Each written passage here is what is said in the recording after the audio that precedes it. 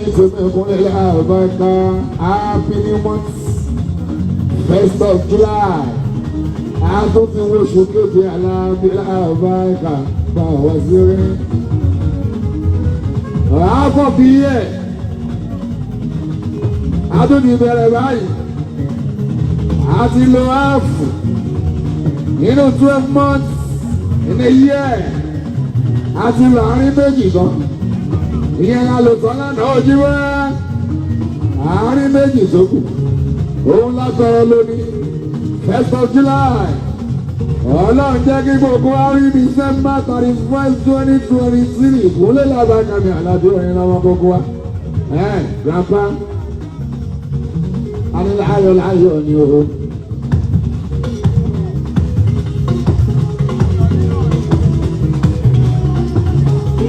On God, Baba wẹ̀wẹ̀wẹ̀, aníláyọ̀ láyọ̀ ni a. On God, Baba wẹ̀wẹ̀wẹ̀, aníláyọ̀ láyọ̀ ni a.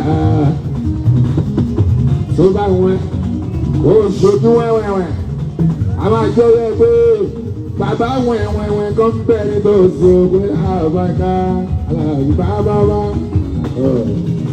Àbí wọn. Tó bá wẹ̀ kó sojú wẹ̀wẹ̀wẹ̀. Àwọn kan máa jẹ́ yẹ pé bàbá wẹ̀wẹ̀wẹ̀ ń bẹ nítòsí.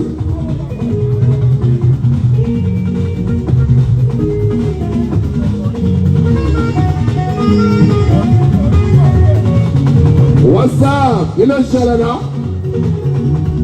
1st of July. Àárín méjì ọdún la bẹ̀rẹ̀ lẹ́nu. Nínú ẹ̀ka máa tó parí ẹ̀. A ní dààmú. Wọ́n ò ní kó bá wa, a ò ní kó bá yàn. A ò ní jẹ ẹni tó wá. Ẹni tó wọ̀ ní jó wá. A ò ní rokun àṣìta ìbọn. A ò ní rokun ẹ̀wọ̀n wọn tá ìbọn jí wá. Ní ogun àti wálé alọ ní police station alọ́sẹ̀tẹ̀nu ẹkún ní làbàkàmì alábẹ́gàn oníjẹsíwá ní ogun ààrẹ náà dáàbì ní December 31st 2023. Ibà wà sí náà living legend Alábí Pasuma ọwọ́ ni ó sì jẹ́ kan. Ó yẹ kó jẹun ní bàbá.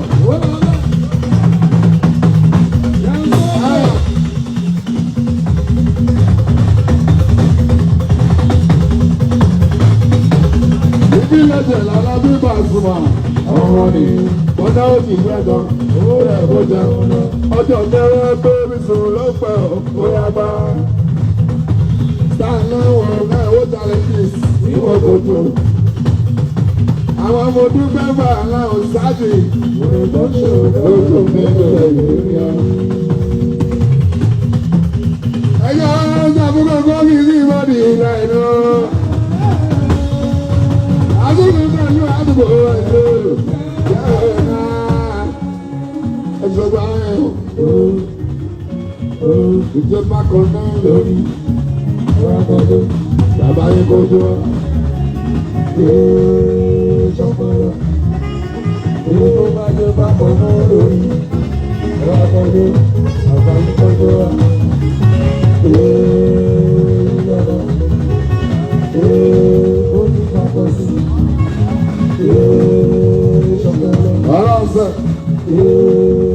sọ́kọ̀rọ̀ ó ní papọ̀ sí sọ́kọ̀rọ̀ aláwàlá.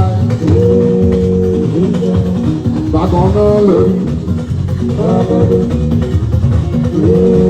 Alábí àgbẹ̀ o.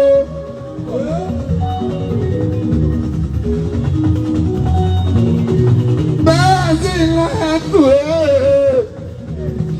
Alábẹ́ pé àmàyò láti dá.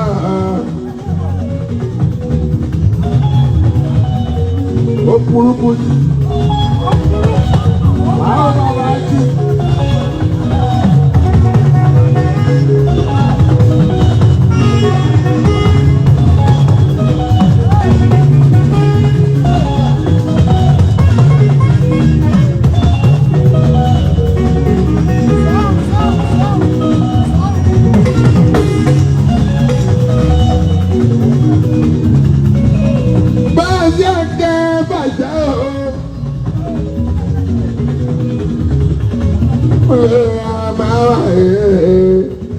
Làbí ajíwá tán.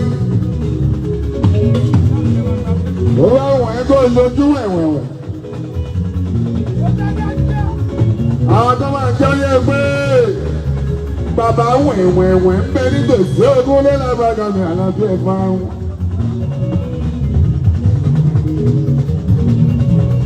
Ọ̀sánlá bàbá wẹ̀wẹ̀wẹ̀.